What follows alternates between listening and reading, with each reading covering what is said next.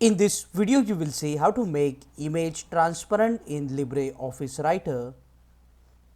To make image transparent, click on the image to select the image. At the right hand side, you will see here this icon. This is a properties icon for the image. After clicking on it, you will see the picture properties. Under the image, here is the transparency option.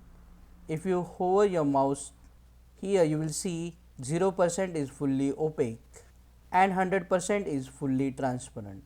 So right now it is at 0%.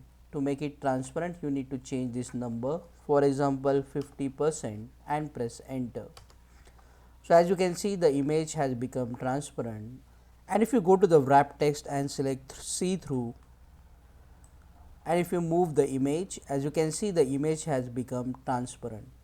Similarly, you can also increase the transparency to, for example, 70% and so on. If you want to reset this transparency, just enter 0 here and the transparency will reset. Click on that like button, comment below and let me know if this video solved your problem. And don't forget to check out these useful videos related to images in LibreOffice. See you again in the next one.